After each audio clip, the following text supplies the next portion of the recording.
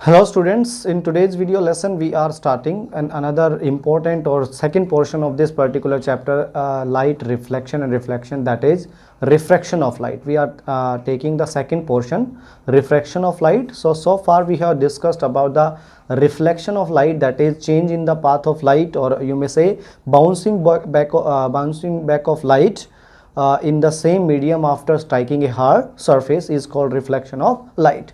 In reflection of light, light does not change its medium, but the topic that we are going to discuss now, the light is going to change its media, or light is going to change or going to cover one medium to the another medium. Okay, so in what happens, so we are going to study what happens when light goes from one medium to another medium.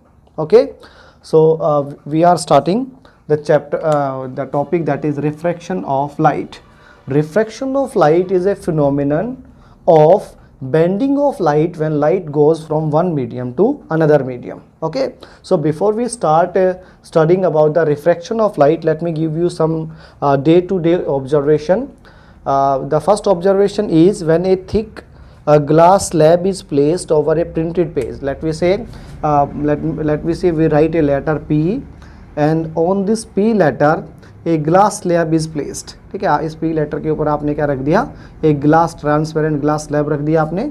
जब आप इस P letter को इस glass slab से observe करोगे, this letter glass slab, this letter will appear to be raised. ये letter है, ये थोड़ा सा रेज्ड का मतलब ऊपर उठा हुआ दिखाई देगा. ठीक है, तो इसको बोलते हैं when A thick glass is placed over A printed page, the letters appear raised when viewed through the glass slab. This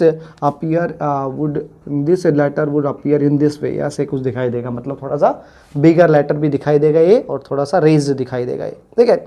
the second observation is when a coin of glass tumbler. ठीक है, a coin in a glass tumbler. आपके पास एक कोई भी glass tumbler था, मान लेते कोई भी एक ग्लास था. ठीक है, जब आपने उस कॉइन को ग्लास टम्बलर में डाल दिया, and this glass tumbler is filled with water, let me say. ठीक है, वाटर से फील्ड है. When this coin is seen obliquely above the water. ठीक है, वाटर के ऊपर से कोई ऑब्जर्वर है, वो इसको क्या करता है, ऑब्जर्व करता है. ये होगी आपकी ऑब्जर्वर साई. ठीक है, तो ऑब्जर्वर साई जब इस कॉइन को क्या करती है, ऑब्जर्व करती है, this coin appears to be raised. ठीक है, ये कॉइन है, ये कैसा दिखाई देता है, कुछ रेज्ड दिखाई देता है. When see from about the water, जब इसको वाटर के ऊपर से देखा जाता है. ठीक है. The third example is when in the same glass tumbler let a lemon is placed. ठीक है, मान लेते एक लेमन आपने इस ग्लास टम्बलर में डाला. पहले आपने लेमन ग्लास टम्बलर में तब डाला जब ग्लास टम्बलर में पानी नहीं था. Now we fill this glass tumbler with some water. ठीक है, इसको हम लोग ब्रिम फिल ऑफ वाटर से भर देते हैं, पूरा पानी से भर देते हैं. So a lemon capped in water in a glass when viewed from the sides appears to be bigger than the actual size. ठीक है, so this lemon would appear bigger than its actual size. इसके actual size से क्या नजर आएगा, बड़ा दिखाई देगा. ठीक है, और one of the famous day to day observation is a pencil partly immersed in water appears to be bent at the interface of air and water. ये आपने सुना हुआ है कि जब भी आप एक टब वगैरह के अंदर एक पेंसिल को मान लेते हैं, एक टब को यहाँ तक भर रखा था आपने, और उस टब के अंदर आप कोई पेंसिल वगैरह डाल देते हो, ऐसे आपने कोई पेंसिल वगैरह डाल दी, तो this pencil is appears to be bent. ये पेंसिल है, ये थोड़ी सी बेंड दिखाई देती है. तो बेंडिंग ऑफ पेंसिल भी किसकी वजह से होता है, रिफ्रैक्शन ऑफ लाइट की वजह से होती है. ठीक है, तो ये कुछ डे टू डे ऑब्जर्वेशंस थे जो हम लोग जनरली दिखाई देती हैं किसके अंदर, डे टू डे ऑब्जर्वेशन के अंदर, मतलब रेगुलर लाइफ के अंदर, डेली लाइफ के अंदर हमारे दिखाई देती है. तो इन्हीं को हम लोग एक्सप्लेन करेंगे with the refraction of light. Light के रिफ्रैक्शन फिनोमिनन से हम इसको एक्सप्लेन करके दिखाएंगे. ठीक है, तो चलो स्टार्ट करते हैं. तो शॉर्ट वे में अगर आपको डिफाइन करना है, तो refraction of light is defined as change in the path of light, change in the path of light, path of light when light goes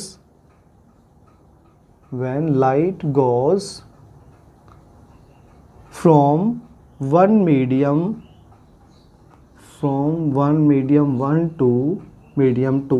ठीक है, जब लाइट एक मीडियम से दूसरे मीडियम में जाती है तो लाइट के पाथ का चेंज हो जाना क्या कहलाता है? रिफ्रैक्शन ऑफ लाइट कहलाता है। ठीक है, in another words you may define the refraction of light as bending in the path of light या bending in the path of original light when light goes from one medium to another medium। तो दो bending से भी आप define करते हो refraction of light को और change in the path of light से भी डिफाइन करते हो। ठीक है, तो इसको एक्सप्लेन करने के लिए सबसे पहले आपको कुछ बेसिक टर्म समझनी पड़ेगी। तो उनमें से एक टर्म होती है, उसको बोलते हैं हम लोग इंटरफेस। इंटरफेस, ये बार बार ये टर्म यूज होगी यहाँ पे। ठीक है, इंटरफेस ऑफ टू मीडिया। तो समझते हैं इंटरफेस क्या होता है। आपने कहा रिफ्रैक्शन ऑफ लाइट के लिए light must transmit from one medium to another medium. ठीक है, लाइट एक मीडियम से दूसरे मीडियम में ट्रांसमिट होनी चाहिए। ठीक है, तो आपने क्या कर दिया, लेट वी से ये आपने क्या की दी, एक हॉरिजॉन्टल लाइन बनाई है। इस हॉरिजॉन्टल लाइन के नीचे की तरफ एक अनदर मीडियम, लेट वी से कोई लिक्विड मीडियम है। ठीक है, हम मोर प्रेफरेबली उसको वाटर बोल देते हैं। ठीक है, तो ये आपके पास वाटर मीडिया हो गया। क्लियर है, और इसके ऊपर लेट वी से एयर है। ठीक है, तो ऊपर मैंने एयर ले लिया। ठीक है, तो ये लाइन जो आपने ड्रॉ की है, this line differentiate medium one with medium two. Let we say air को आप मीडियम वन बोल रहे हो। ठीक है, और वाटर को आप मीडियम टू बोल रहे हो। ठीक है, तो ये स्ट्रेट लाइन है जो मीडियम वन और मीडियम टू को क्या कर रही है, डिफरेंशिएट कर रही है, सेपरेट कर रही है। So this line is called interface. इस लाइन को हम लोग क्या बोलेंगे, इंटरफेस बोलेंगे। ठीक है, तो आप डिफाइन करोगे interface is a boundary. Interface क्या होती है, बाउंड्री होती है विच डिफ्रेंशिएट टू मीडिया। दो मीडियम को अलग करने वाली जो बाउंड्री होती है उसको कहते हैं हम लोग इंटरफेस। तो इंपॉर्टेंट चीज इंटरफेस के लिए क्या है, reflection of light always takes place at the interface of two media. ठीक है, जो लाइट का रिफ्रैक्शन होता है वो दो मीडिया के इंटरफेस के ऊपर ही होता है। मतलब जहाँ दो मीडिया एक दूसरे से सेपरेट होते हैं उसी पॉइंट के ऊपर रिफ्रैक्शन ऑफ लाइट होता है। ठीक है, तो रिफ्रैक्शन ऑफ लाइट को दिखाते हैं, देखो कैसे शो किया जाता है। तो लेट आपके पास कोई एक रे ऑफ लाइट थी, let we first draw a normal on the interface. Interface के ऊपर आपने क्या ड्रॉ कर दिया, एक एन डैश नॉर्मल ड्रॉ कर दिया है आपने। ठीक है, एन डैश नॉर्मल ड्रॉ करने के बाद आपने एक रे ऑफ लाइट डाली यहाँ पे। ठीक है, ये आपके पास एक स्ट्रेट रे ऑफ लाइट थी which strike the interface at O point. O point को के ऊपर ये इंटरफेस को स्ट्राइक कर रही है। ठीक है, if no refraction of light take place then light must go in this dotted path. Light है ना, ये इस डॉटेड पाथ के थ्रू जानी चाहिए थी। ठीक है, this is the original path of incident ray of light. ठीक है, तो ये आपकी इंसिडेंट रे हो गई है।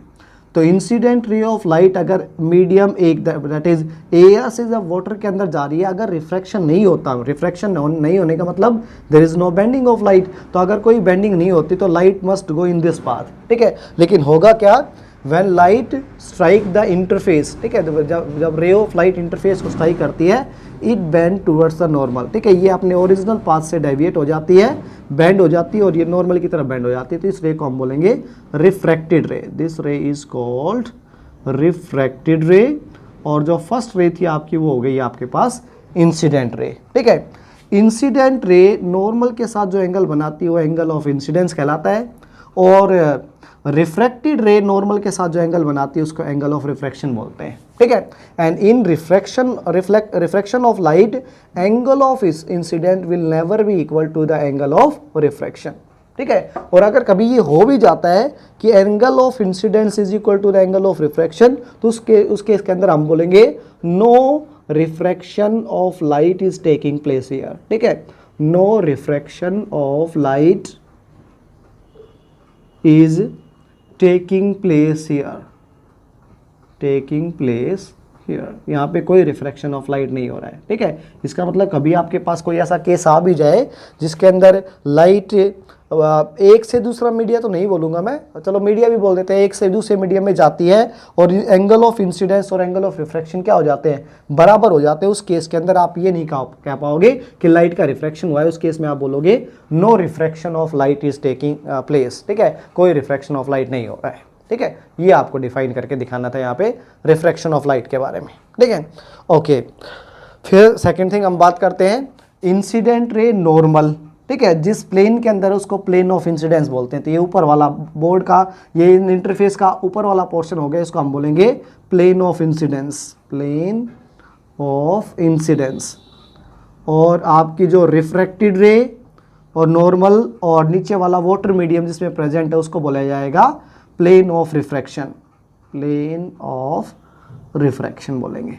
ठीक है, तो आप लोग यहाँ पे देख पा रहे होंगे कि रिफ्रैक्शन ऑफ लाइट में भी plane of incidence and plane of refraction are same. Plane of incidence और रिफ्रैक्शन क्या होते हैं, सेम होते हैं। तो जब हम लोग लॉज ऑफ रिफ्रैक्शन पढ़ेंगे तो उनमें से एक लो रिफ्लेक्शन का एक लो रिफ्रैक्शन के एक लो के साथ एग्जैक्टली क्या करेगा, मैच करेगा। वो लो यही रहेगा कि नॉर्मल एंड इंसिडेंट रे और normal and refracted ray all lie in the same plane, that is plane of incidence and plane of refraction आएगा। सॉरी भाई, यहाँ पे plane of incidence and plane of refraction is same. ठीक है, दोनों का plane क्या रहेगा, सेम रहेगा। ये आपका बेसिक आइडिया था रिफ्रैक्शन ऑफ लाइट के बारे में। ठीक है, अब रिफ्रैक्शन ऑफ लाइट है, इसको हम लोग आगे पढ़ेंगे, तो इसको आगे से पढ़ा जाएगा। इससे पहले हम एक नई आप बोलोगे नई क्वांटिटी इंट्रोड्यूस कर रहे हैं यहाँ पे, उसको बोले जाता है refractive index of optical medium. मतलब रिफ्रैक्टिव इंडेक्स के बिना हम लोग कॉज ऑफ रिफ्रैक्शन को एक्सप्लेन नहीं कर पाएंगे। ठीक है,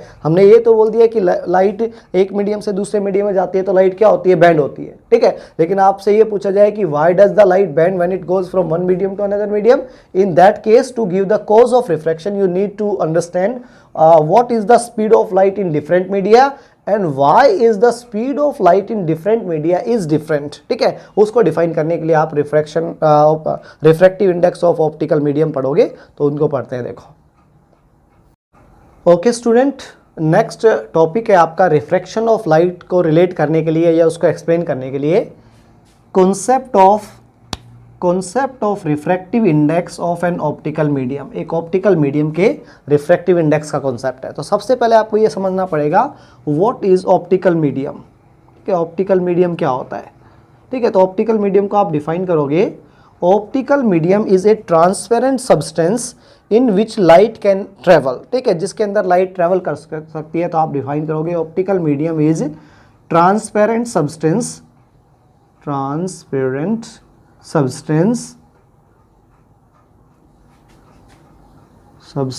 in which light can travel।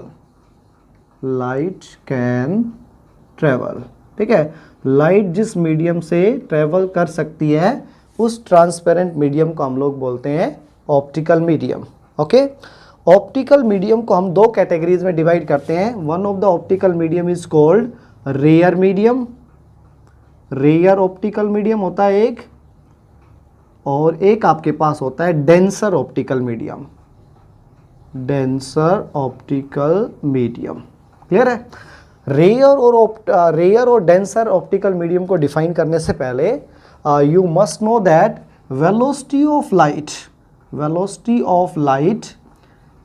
In vacuum, velocity of light in vacuum के अंदर वेलोसिटी ऑफ लाइट है, it is considered to be a universal constant. उसको क्या माना गया है, यूनिवर्सल कांस्टेंट मानते हैं। ठीक है, तो आप ये भी बोल सकते हो the velocity of light in vacuum is a fundamental constant of nature. जैसे और भी फंडामेंटल कांस्टेंट होते हैं, ग्रेविटेशनल कांस्टेंट को आपने फंडामेंटल कांस्टेंट ले रखा है, वैसे ही वेलोसिटी ऑफ लाइट वैक्यूम को भी हमने फंडामेंटल कांस्टेंट ले रखा है। और velocity of light in vacuum को हम लोग सी लेटर से क्या करते हैं, डिनोट करते हैं। और लाइट की वेलोसिटी वैक्यूम के अंदर होती है 3 × 10⁸ मीटर पर सेकेंड। मतलब light travel fastest in vacuum. ठीक है, लास्ट लाइट है वो सबसे तेज वैक्यूम के अंदर क्या करती है, ट्रेवल करती है। क्लियर है। ओके, अब नेक्स्ट है कि लाइट की स्पीड अगर वैक्यूम में इतनी होती है तो एयर में कितनी होती है। तो देखो, हम इस पर्टिकुलर चैप्टर के अंदर रिफ्रैक्शन ऑफ लाइट को जब हम एक्सप्लेन कर रहे हैं तो velocity of light in air हम लोग बराबर मान के चलते हैं velocity of light in vacuum.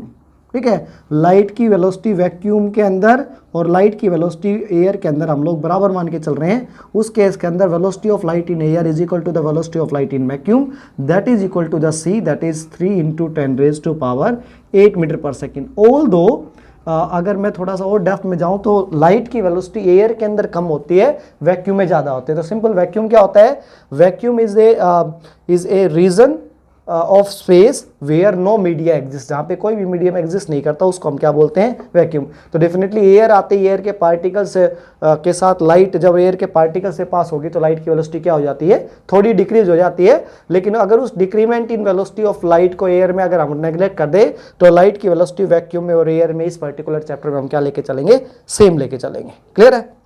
Okay और भी समझने चाहिए आपको। वेलोसिटी ऑफ लाइट वाटर के अंदर, तो वाटर के अंदर वेलोसिटी ऑफ लाइट हम लेते हैं 2.25 इंटू 10⁻⁸ मीटर पर सेकेंड लेके चलते हैं। ये होता है velocity of light in water. ठीक है, और एक और आपको जरूरत पड़ेगी, velocity of light in glass. ठीक है, ग्लास के अंदर वेलोसिटी ऑफ लाइट होती है 2 इंटू 10⁸ मीटर पर सेकेंड। और एक मैं आपको नॉलेज पर्पज के लिए ले देता हूँ, velocity of light in diamond, क्योंकि डायमंड को हम लोग सबसे optically most optically denser substance माना जाता है डायमंड को। ठीक है, तो डायमंड के अंदर वेलोसिटी ऑफ लाइट आपकी बुक के अंदर एक टेबल दे रखी है, उस टेबल के अकॉर्डिंग डायमंड के अंदर वेलोसिटी ऑफ लाइट सबसे स्लोवेस्ट होती है, और वो वेलोसिटी ऑफ लाइट होती है सबसे slowest 1.23 into 10⁻⁸ metre per second. ठीक है, so what you are seeing, आप क्या देख रहे हो कि जितना एक मीडियम है, मीडियम बदलते जा रहे हैं तो वेलोसिटी ऑफ लाइट भी क्या होती जा रही है, चेंज होती जा रही है। Velocity of light is fastest in vacuum and from this table, and velocity of light is slowest in the diamond. Diamond के अंदर लाइट सबसे स्लोवेस्ट ट्रेवल करती है, और वो वैक्यूम के अंदर लाइट क्या कर रही है, सबसे तेज ट्रेवल कर रही है। ठीक है, तो ये कुछ पैरामीटर्स है जो आपको याद रखने पड़ेंगे वेलोसिटी ऑफ लाइट के रिगार्डिंग। अब सुनना, हमने कहा था कि ऑप्टिकल मीडियम को हमने दो कैटेगरी में डिवाइड किया था, rare optical medium and denser optical medium. ठीक है, तो रेयर ऑप्टिकल मीडियम और denser optical medium, these two words rare and denser are meaningful only when we compare the velocity of light in two media. ठीक है, जब भी हम velocity of light दो मीडियम में कंपेयर करते हैं तब ये दोनों वर्ड क्या होते हैं, मीनिंगफुल होते हैं हमारे लिए, तभी इनका कुछ ना कुछ मीनिंग होता है। ठीक है, तो हम पहले डिफाइन कर देते हैं किस मीडियम को ऑप्टिकली डेंसर बोला जाएगा, किस मीडियम को ऑप्टिकली रेयर बोला जाएगा। ठीक है, तो अभी लोकली बोलना है तो आप सिंपली ये कह सकते हो, जिस मीडियम के अंदर मान लेते मैं कंपेयर कर रहा हूं, let we compare the velocity of light in water and velocity of light in air. ठीक है, तो कंपैरिजन के जब आप दो मीडिया को कंपैरिजन करोगे तभी रेयर और डेंसर वर्ड का मीनिंग रहेगा। तो देखो, ऑप्टिकल अगर मैं बोलता हूं कि वेलोसिटी ऑफ लाइट एयर में कितनी है, तो आप बोलोगे वेलोसिटी ऑफ लाइट एयर के अंदर तेज ज़्यादा है, वेलोसिटी ऑफ लाइट वाटर के अंदर क्या है, कम है। तो उसके according water is said to be denser medium. ठीक है, वाटर को हम लोग बोलेंगे denser medium and air is called rare medium. Air को क्या कहा जाएगा, रेयर बोला जाएगा। तो बड़ा सिंपल सी बात है, according to the velocity of light concept, velocity of light concept के according a medium is said to be rare medium with respect to the another. दूसरे मीडियम के कंपैरिजन में पहले वाले मीडियम को रेयर तब कहेंगे when the speed of light in is greater in that media as compared to the another one। ठीक है, तो velocity of light air में ज़्यादा है तो रेयर मीडियम बोलेंगे, velocity of light water में कम है तो क्या हो जाएगा, डेंसर मीडियम। तो इसका मतलब हो गया, जिस मीडियम के अंदर velocity of light कम होती है उसको डेंसर बोला जाता है, जिसमें velocity of light ज़्यादा होती है तो रेयर बोलते हैं। सिमिलरली अगर हम वेलोसिटी ऑफ लाइट ग्लास और वेलोसिटी ऑफ लाइट डायमंड के अंदर कंपेयर करते हैं तो ग्लास के अंदर वेलोसिटी ऑफ लाइट ज़्यादा है तो glass is said to be rare medium, whereas diamond के अंदर वेलोसिटी ऑफ लाइट सबसे कम है इस टेबल के अंदर, तो डायमंड हो जाएगा मोस्ट डेंसर मीडियम, या सिंपली लिख देते हैं यहाँ पे डायमंड हो जाएगा आपके पास डेंसर मीडियम हो जाएगा। ठीक है, तो ऑप्टिकली रेयर मीडियम और optically denser medium is simply decide by the velocity of light in two particular media, उनमें डिसाइड हो जाता है। ठीक है, अब हम नेक्स्ट आप कर रहे हैं, अब हम सभी मीडिया का ऐसा याद नहीं रख पाएंगे। ठीक है, कि कौन ऑप्टिकल डेंसर था कौन ऑप्टिकल रेयर था, तो उस ऑप्टिकल डेंसर और रेयर को मीडियम को परमानेंटली डिफाइन करने के लिए एक नए दो वर्ड हम लोग इंट्रोड्यूस कर देते हैं, रिफ्रैक्टिव इंडेक्स वर्ड यूज कर देते हैं। ठीक है, तो सबसे पहले हम लोग डिफाइन कर रहे हैं एब्सोल्यूट रिफ्रैक्टिव इंडेक्स क्या होता है, absolute refractive index, absolute refractive index, sorry. ठीक है, एब्सोल्यूट रिफ्रैक्टिव इंडेक्स को n लेटर से रिप्रेजेंट किया जाता है। ठीक है, 10th क्लास के अंदर हम इसको n लेटर से रिप्रेजेंट करते हैं, 12th क्लास के अंदर इसको म्यू लेटर से रिप्रेजेंट किया जाता है, ऐसे उल्टा यू बना के म्यू बोलते हैं इसको। ठीक है। तो क्योंकि हम लोग 10th क्लास के बारे में स्टडी कर रहे हैं फिलहाल, तो refractive index is denoted by N letter in 10th class, ठीक है। एब्सोल्यूट रिफ्रैक्टिव वर्ड का मतलब क्या है यहाँ पे, जब भी दो मीडियम का रिफ्रैक्टिव इंडेक्स फाइंड आउट किया जाए, उनमें से एक मीडियम अगर वैक्यूम हो ना, तब हम उसके लिए यूज करते हैं एब्सोल्यूट रिफ्रैक्टिव इंडेक्स। आगे मैं एक और टर्म भी पढ़ाने वाला हूं, उसको बोलते हैं रिलेटिव रिफ्रैक्टिव इंडेक्स। इस एब्सोल्यूट वर्ड की जगह रिलेटिव लिख देंगे, ठीक है। तो रिलेटिव वर्ड का मतलब क्या होगा, उनमें से वो दो मीडियम कोई भी हो सकते हैं, लेकिन उनमें से एक मीडियम क्या नहीं होना चाहिए, वैक्यूम नहीं होना चाहिए, ठीक है। तो when refractive index is defined for two media in such a way that one of the media is vacuum, then the word absolute refractive index is meaningful.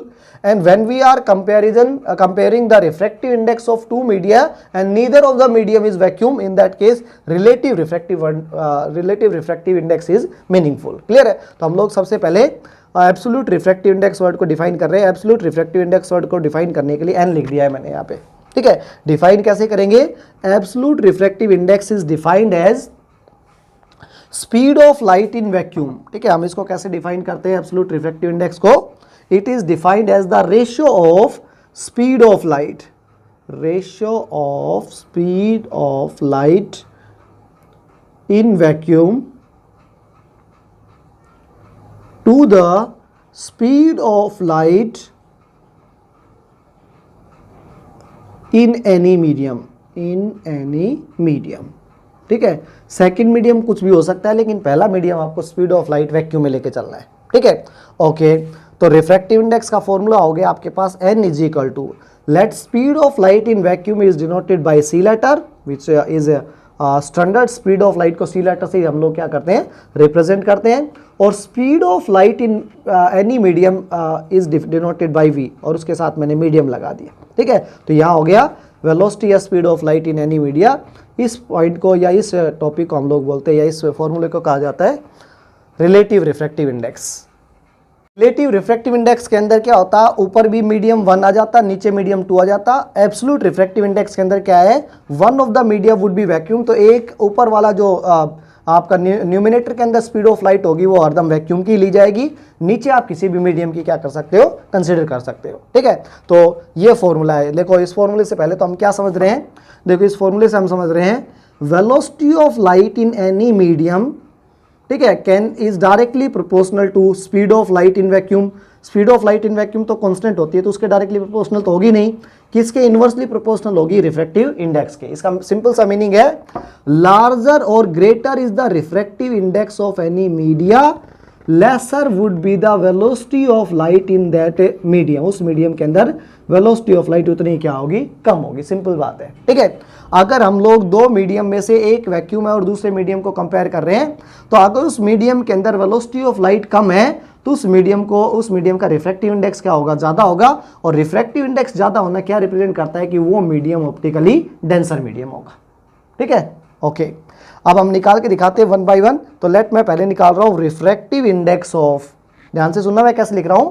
First हम फाइंड आउट कर रहे हैं रिफ्रैक्टिव इंडेक्स ऑफ, लेट फिर से हम निकाल देते हैं glass with respect to vacuum, ठीक है। तो विद रेस्पेक्ट टू वैक्यूम लिखने की एक्चुअली में जरूरत है नहीं, क्यों नहीं है, क्योंकि हम एब्सोल्यूट रिफ्रैक्टिव इंडेक्स निकाल रहे हैं। तो हमने कहा था एब्सोल्यूट के अंदर दूसरा मीडियम तो फिक्स करना पड़ेगा, एक मीडियम फिक्स रहेगा, ठीक है। तो एक मीडियम फिक्स रहेगा, तो एक्चुअली में ये लिखा कैसे जाता, रिफ्रैक्टिव इंडेक्स ऑफ ग्लास नीचे आता है, और विद रेस्पेक्ट टू जो चीज बोली जाती है ना वो वैक्यूम है, तो वहां वी ऊपर आ जाएगा, ये ऐसे लिखा जाता है। तो शॉर्ट में आप इसको लिख सकते हो refractive index of glass with respect to vacuum, ऐसे लिखा जाएगा। क्लियर है।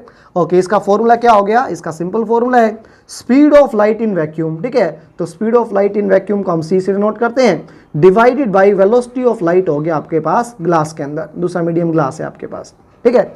अब इसको करते हैं, देखो तो कैसे सोल्व होगा। Speed of light in vacuum is given as 3 × 10⁸ metre per second, okay, and velocity of light in glass is written as 2 × 10⁸ metre per second, ठीक है। मीटर पर सेकेंड से मीटर पर सेकेंड कैंसिल, 10⁸ से 10⁸ cancel, तो आपके पास absolute refractive index of glass आ गया आपके पास 3/2, या इसको आप बोल सकते हो 1.5 के बराबर। क्लियर है, ये आपका एब्सोल्यूट रिफ्रैक्टिव इंडेक्स का ग्लास के लिए, ठीक है। तो ये आपको याद रखना है, ग्लास के लिए एब्सोल्यूट रिफ्रैक्टिव इंडेक्स होता है 1.5। ऐसे हम वाटर के लिए निकाल सकते हैं, refractive absolute refractive index of water, ठीक है, ये परफेक्ट है, लेकिन अगर आपको विद रिस्पेक्टिव बोलना है तो यहाँ पे वैक्यूम लगा देंगे, ठीक है। फॉर्मूला क्या है, जनरली इसको कैसे लिखा जाता है मैं आगे बताऊंगा, लेकिन फिलहाल हम सिंपल वे में लिख रहे हैं। देखो रिलेटिव रिफ्रैक्टिव इंडेक्स तो आपने लिख दिया water with respect to vacuum, और सामने क्या लिख रहा होता है, ऊपर वाले चीज की स्पीड ऊपर, नीचे वाले स्पीड, ऊपर वाले स्पीड के अंदर स्पीड ऑफ लाइट ऊपर और नीचे वाले मीडियम के अंदर स्पीड ऑफ लाइट नीचे। देखो ऊपर वाला मीडियम है वैक्यूम, तो वैक्यूम के अंदर स्पीड ऑफ लाइट c होती है, और वाटर के अंदर वेलोसिटी ऑफ लाइट या स्पीड ऑफ लाइट vw लिख देता हूं, ठीक है। स्पीड ऑफ लाइट वैक्यूम की होती है 3 × 10⁻⁸ metre per second divided by velocity of light in water is given as 2.25 × 10⁸। यहाँ भी 10⁸ कैंसिल हो जाएगा, तो आपके पास बचेगा 300 डिवाइडेड बाई 2.25 का 2 पॉइंट हटा दिया मैंने, तो 300 डिवाइडेड बाई 225 हो जाएगा, ठीक है। और इसको जब आप लोग सोल्व करोगे तो सोल्व करने के बाद आ जाएगी 4/3 के बराबर, तो आपके पास आ जाएगा absolute refractive index of water is equal to 4/3, और in another words you may write it as 1.33, ये भी ले सकते, ठीक है। दूसरा आपने निकाला एब्सोल्यूट रिफ्रैक्टिव इंडेक्स ऑफ, आपने निकाला लेट मी से ग्लास का निकाला था, तो ग्लास का रिफ्रैक्टिव इंडेक्स वैसे 3/2 आया था और पॉइंट में आया था 1.5 के बराबर। तो ऐसे हम लोग रिफ्रैक्टिव इंडेक्स को क्या करते हैं, कैलकुलेट करते हैं। तो क्यों मीनिंगफुल हुआ रिफ्रैक्टिव इंडेक्स, सिंपल, हम किसी मीडियम का डायरेक्ट रिफ्रैक्टिव इंडेक्स देख के ये बता सकते हैं कि ये वैक्यूम के कंपैरिजन में डेंसर मीडियम होगा या रेयर। वैसे तो अगर सोचा जाए तो वैक्यूम के कंपैरिजन में हर मीडियम, ठीक है, वैक्यूम को छोड़ के हर अनदर मीडियम क्या होगा, डेंसर मीडियम होगा, क्योंकि वेलोसिटी ऑफ लाइट वैक्यूम में फास्टेस्ट है, और जिसके अंदर वेलोसिटी ऑफ लाइट ज्यादा होती है वो रेयर मीडियम होता है, जिसके अंदर वेलोसिटी ऑफ लाइट कम होती है वो डेंसर होता है, ठीक है। तो ये वर्ड हो गया। एक और इंपॉर्टेंट चीज, refractive index has no unit, refractive index has no unit, इसकी कोई यूनिट नहीं होती है, ध्यान रखना, ठीक है। It is a unitless quantity. क्यों है, क्योंकि रिफ्रैक्टिव इंडेक्स क्या है, रेशियो है दो सेम क्वांटिटीज का, किसके अंदर, velocity of light in vacuum ऊपर आता है, velocity of light in medium नीचे आता है। तो वेलोसिटी ऑफ लाइट ही ऊपर आया न्यूमिनेटर में, velocity of light he denominator में आया, और दोनों में रेशियो भी वेलोसिटी ऑफ लाइट का ले रहे हो, तो इसके अंदर it is a unitless quantity, तभी क्या हो जाएगी, ये यूनिटलेस क्वांटिटी हो जाएगी। क्लियर है। और थोड़ा बताएं तो refractive index is a characteristics property of a medium. इसका मतलब क्या है, रिफ्रैक्टिव इंडेक्स एक्चुअली में मीडियम पे डिपेंड करने वाली क्वांटिटी है। देखो आपने वाटर का रिफ्रैक्टिव इंडेक्स अलग निकाला है, ग्लास का रिफ्रैक्टिव इंडेक्स अलग निकाला है, अगर हम डायमंड का भी रिफ्रैक्टिव इंडेक्स निकालते तो रिफ्रैक्टिव इंडेक्स ऑफ डायमंड आ जाते हैं आपके पास 2.42 के बराबर, ठीक है। सबसे ज्यादा रिफ्रैक्टिव इंडेक्स हम लोग किसका लेके चलते हैं, डायमंड का, जो टेबल गिवन है हमारे वहाँ सबसे ज्यादा रिफ्रैक्टिव इंडेक्स डायमंड का होता है। अगर एयर का भी स्ट्रिक्टली पता करना होता रिफ्रैक्टिव इंडेक्स ऑफ एयर, तो रिफ्रैक्टिव इंडेक्स ऑफ एयर आ जाता 1.0003 के बराबर, ये रिफ्रैक्टिव इंडेक्स आ जाता आपके पास एयर का। क्लियर है। तो ऐसे बात क्लियर हुई कि refractive index is a characteristics property of medium, it means it is a property depending on the medium, और ऑप्टिकल मीडियम पे डिपेंड करती है। Second thing, the value of refractive index depend on the nature of medium, तो first तो वही हो गया। Second, the value of refractive index also depends on the wavelength, wavelength को हम लैम्डा लेटर से डिनोट करते हैं, वेवलेंथ ऑफ इंसिडेंट लाइट, ठीक है। किसी मीडियम के ऊपर कैसी इंसिडेंट लाइट गिर रही है, मतलब येलो कलर की लाइट गिर रही है, रेड कलर की, ब्लू कलर की, कैसे लाइट गिर रही है, उसके ऊपर भी उस मीडियम का रिफ्रैक्टिव इंडेक्स क्या होता है, डिपेंड करता है। तो रिफ्रैक्टिव इंडेक्स दो फैक्टर पे डिपेंड करता है।